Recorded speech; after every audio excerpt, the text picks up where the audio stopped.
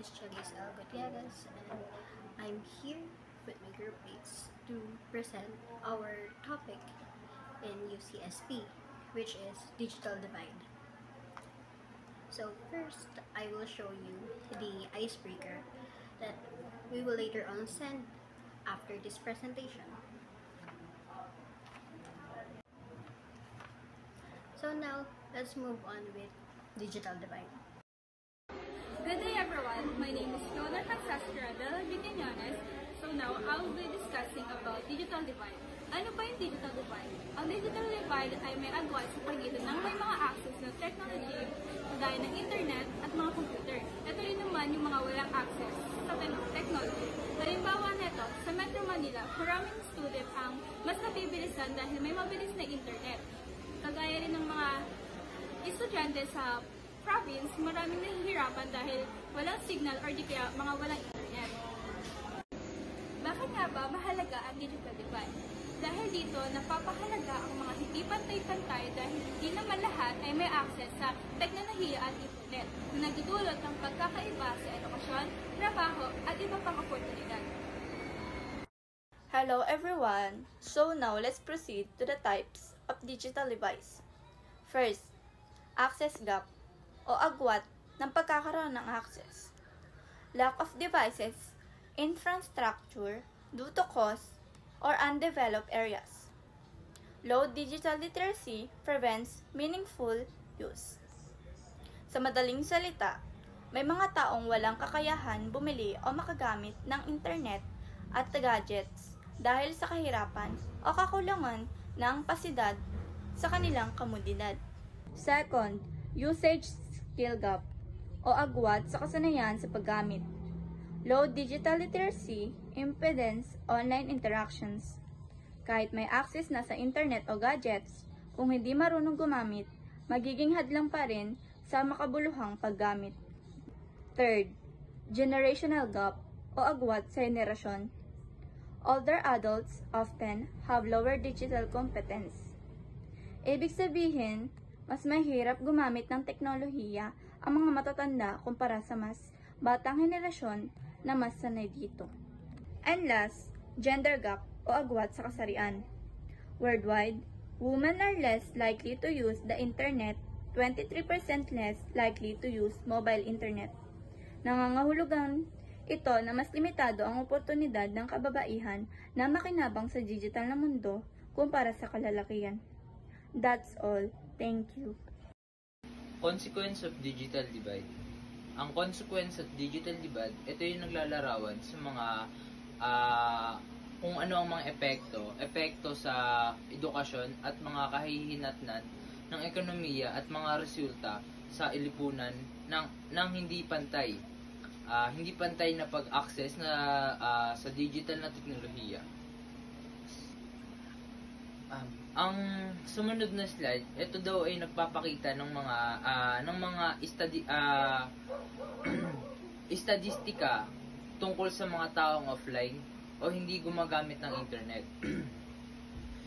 Ipinapakita nito na ang estimasyon ay nasa pagitan ng 2.6 o hanggang 2.9 bilyong tao.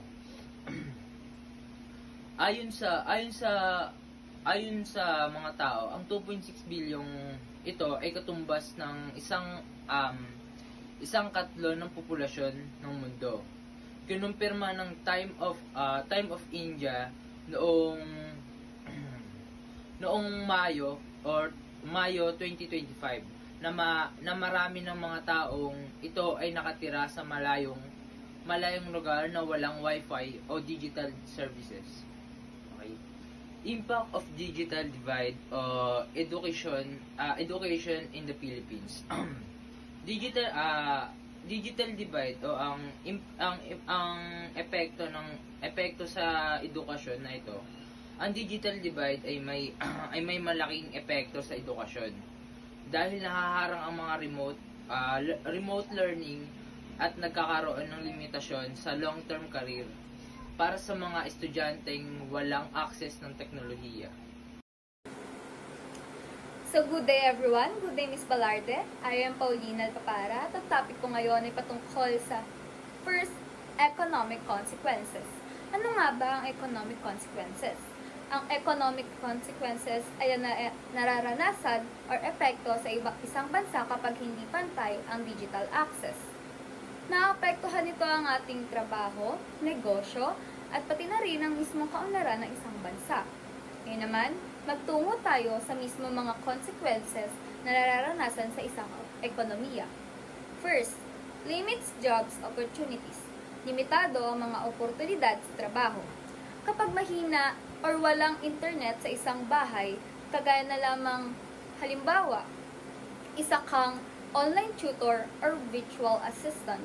Syempre kung wala kang sapat na internet or access sa internet, hindi ka makakapagtrabaho dito. Pati na lamang rin sa mga online jobs. Kung wala kang sapat na internet, hindi ka rin makakakuha ng oportunidad para magkaroon ng trabaho. Kadalasan ang mga nasa probinsya na apektuhan dito. Next, income inequality or hindi pantay ang kita. Ang mamamayang pamilya at ang mga nasa lungsod ay nakikinabang sa internet dahil meron silang sapat na kakayahan na makakuha or makapagbayad para sa kanilang internet or gadgets.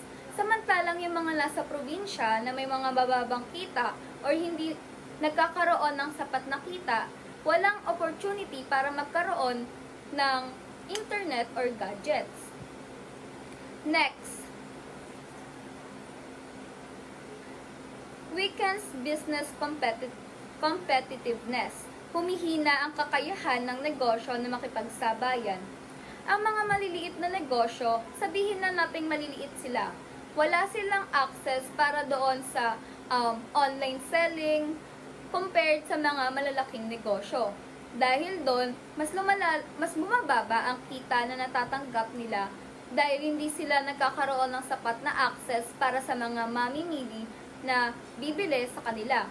So, isa na rin ito sa pinapakitang malaki nga ang epekto sa atin ng digital access. Dahil dito, kung meron silang ganong kakayahan, mas tataas ang kanilang kita at mas dadami ang mga taong bibili sa kanila. Ngunit dahil wala silang connection sa online selling, hindi sila nakakakuha ng ganon kalaking kita or consume of money because of that. Next, productivity or pagiging produktibo. Kapag kulang sa digital access, nasasayang ang potensyal ng bansa sa larangan ng teknolohiya, inobasyon, or foreign investments. Halimbawa, mas konti ang makakagawa ng tech-related jobs kaya bumababa ang pag-unlad. Yun na nga yung sapat na sinasabi kong kinakailangan nating magkaroon ng sapat na access sa digital dahil malaki na ang tulong nito ngayon sa ating ginagalawan. Next, inequality or hindi pagkakapantay-pantay. Paulit-ulit na lamang tayo sa ating mga halimbawa na nasa lungsod at ang mga nasa probinsya. Yung mga nasa lungsod ay merong mga mas mataas na opportunity para doon sa economic consequences natin dahil sila ay mas nagkakaroon ng access sa online and sa mga internet. Samantalang yung mga nasa probinsya, nahihirapan sila dahil nga nandun silang lugar. At isa iyon sa example doon. Next, magtungo na. So good day everyone, I'm Roy Juni P. De Leon and I will be discussing the social outcomes of the digital divide. So the first social outcome is isolation. This means that people without internet access often feel cut off from others because they couldn't easily communicate with their friends or families in social media apps or online messaging apps, and they miss out on joining or being part of a online group or communities. And most especially at times of disasters like typhoons, they can be at risk because most of the time the announcements or the warnings are posted online first without before reaching to the public, like in person. That is all. Let's move on to the to the second social outcome. So the second social outcome is the widening of inequalities. The digital divide makes the gap between rich and poor, between people in cities, people in provinces, even bigger.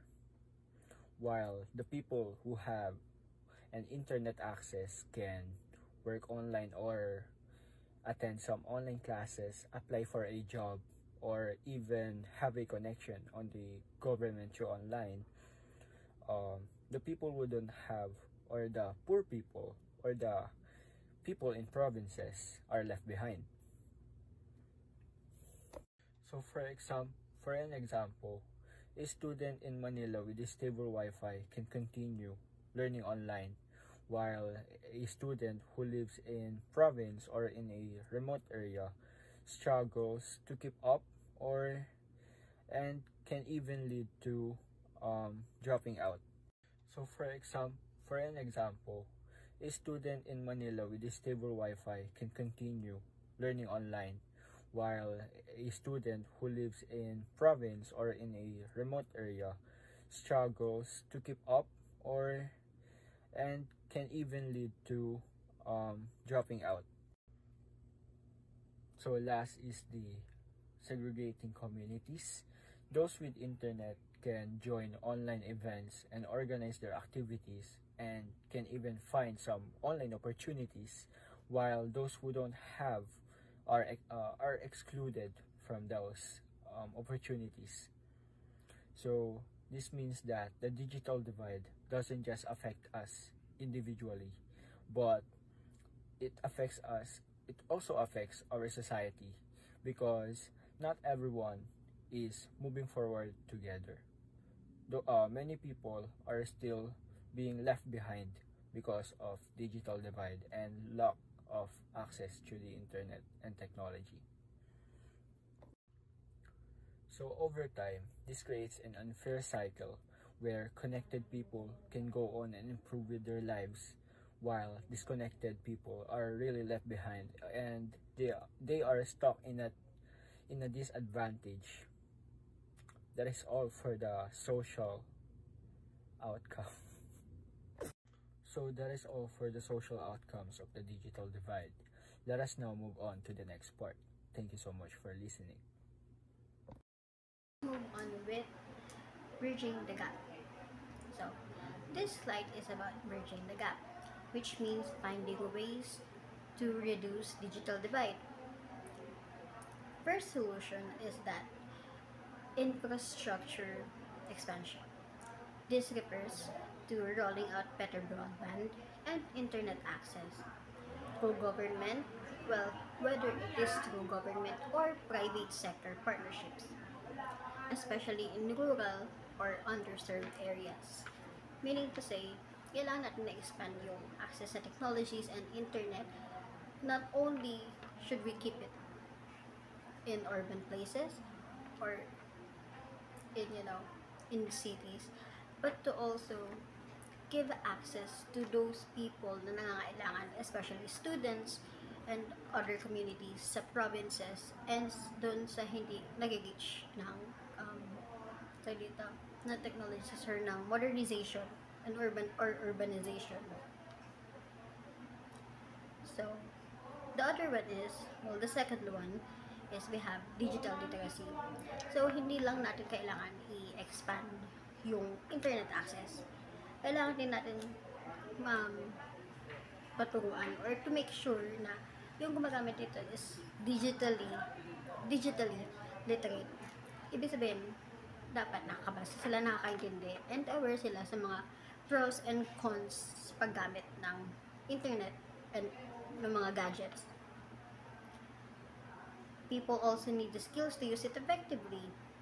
That's why training and education programs are important to help communities become more confident in using digital tools.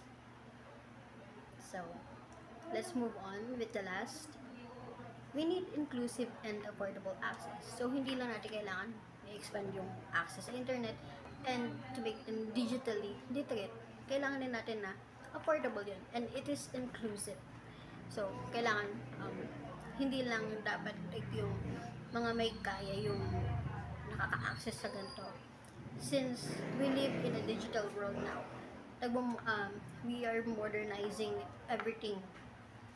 Kailangan din, pati mga marginalized group, yung mga bata sa syudad, kailangan din, pati yung mga students or mga nag-aaral sa provinces, diba? Sa probinsya, kasi di naman din nila afford yun, at diba lagi naman gano'ng maayos na trabaho sa probinsya. So, kailangan affordable talaga siya and inclusive. So, dapat siguro pati PWD nga rin kailangan ng ganito ng digital access. Kasi nga, paano sila makakasabay, paano sila matutulungan kung hindi yun i-expand, kung hindi sila bibigyan ng opportunity to do so.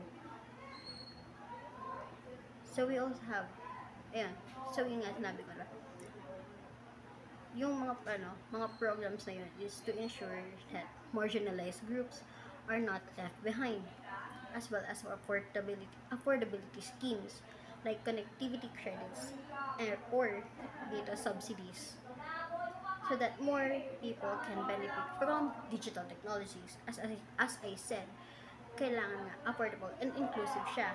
Just like yung data subsidies, so meron din yung sa Globe na pwede ka mag-load ng 50 pesos or 100 pesos. 99 nga atin Go 99 for students. May discount na yan. And for 99 pesos or 100, pwede ka magkakaroon ka na ng internet access for 1 week or 5 days. Tapos yung tig 50 naman is for 3 days max. And pwede ka na doon makapag-online class, pwede ka na doon makapag-YouTube for your studies and so on. So, yun. This is all for bridging the gap. In short, bridging the gap means improving infrastructures, building digital skills, and making technology accessible and affordable for everyone. Hello everyone, I'm Kit Coligado from ABM 12 and we'll be talking about the current state of the digital divide in the Philippines.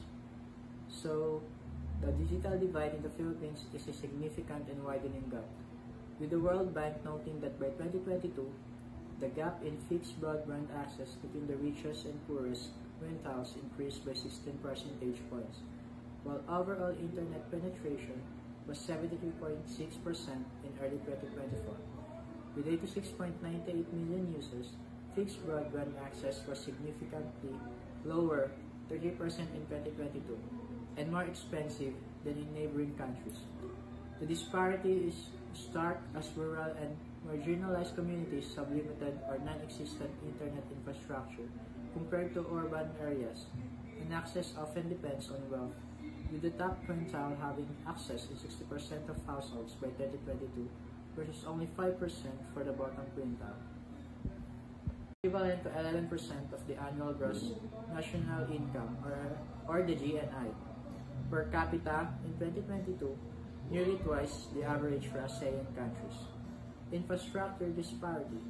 There are significantly more telecommunications towers in urban areas, which is 61.3%, than in rural areas, only 18.9%. Highlighting a gap in infrastructure for rural communities. And here are the factors contributing to the divide. First, we have the infrastructure and cost.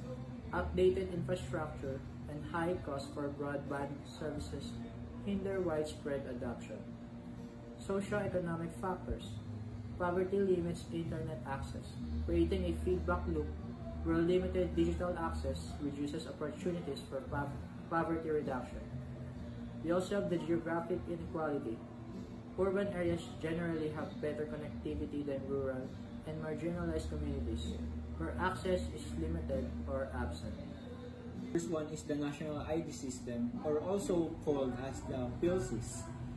This ID helps unify government and financial services by giving every citizen a single secure digital identity. It makes it easier for people to open bank accounts, receive government aid, and access online services. So the second one is one of another bigger allowed different telecom companies to share cell towers instead of building separate ones. Because of this, the number of towers almost doubled from about 17,850 to over 35,000 by 2023. This expansion helped improve coverage, reduce costs, and encourage more competition among providers. As a result, mobile internet usage in the country increased.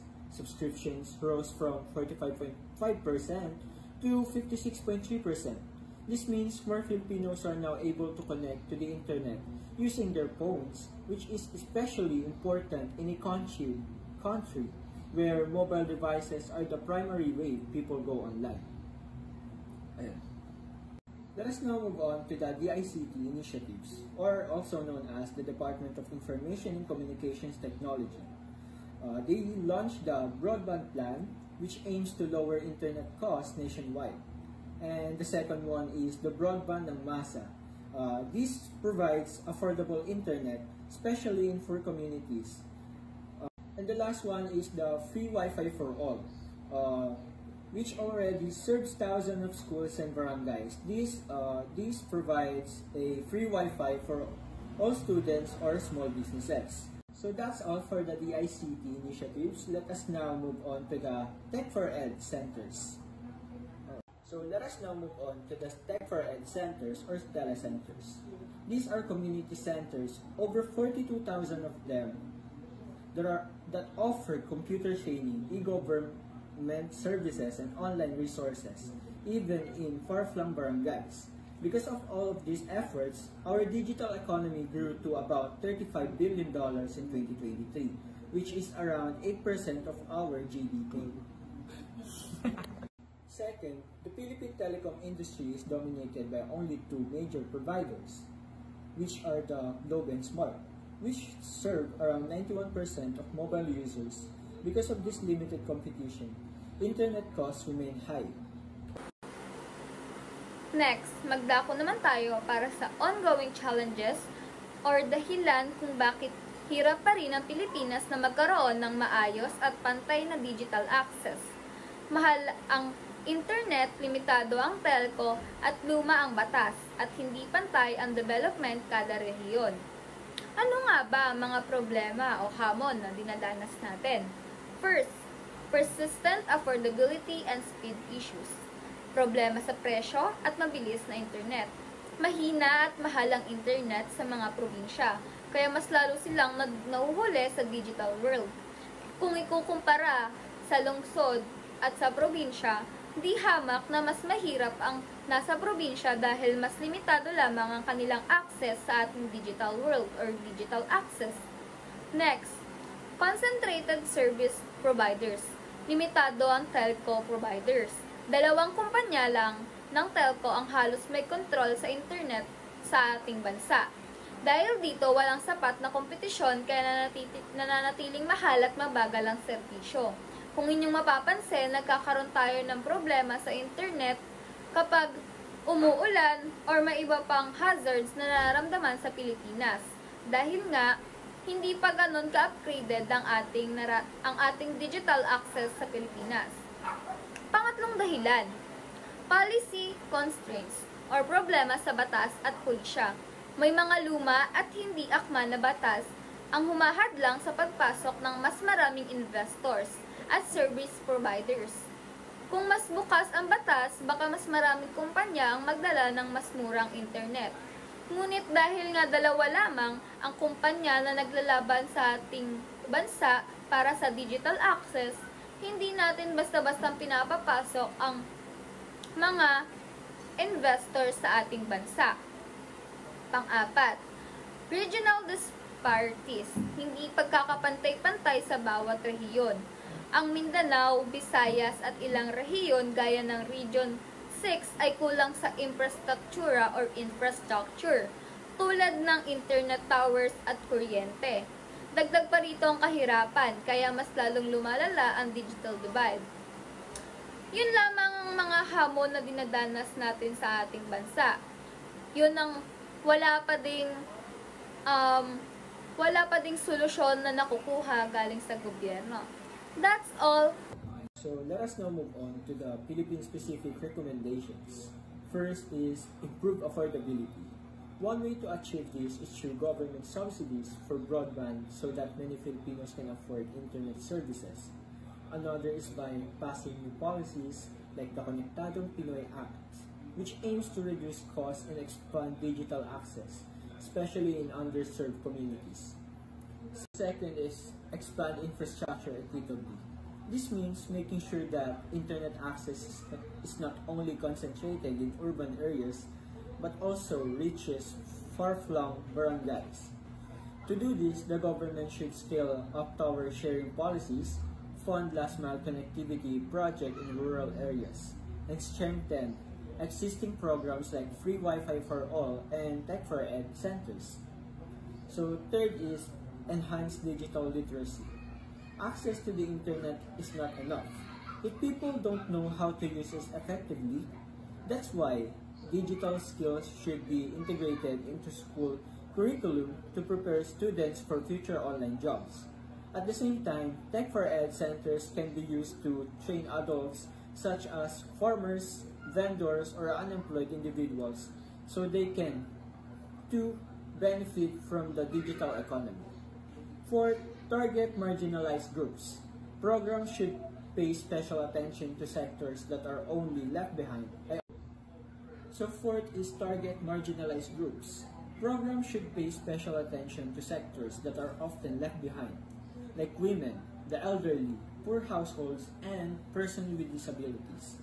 For example, creating apps designed for the visually impaired or tutorials that are senior-friendly ensures that everyone has the opportunity to participate in the digital world. Fifth is monitor impact in data. To measure whether these solutions are effective, it is important to improve ICT household surveys and use global tools such as the GSMA Connectivity Index.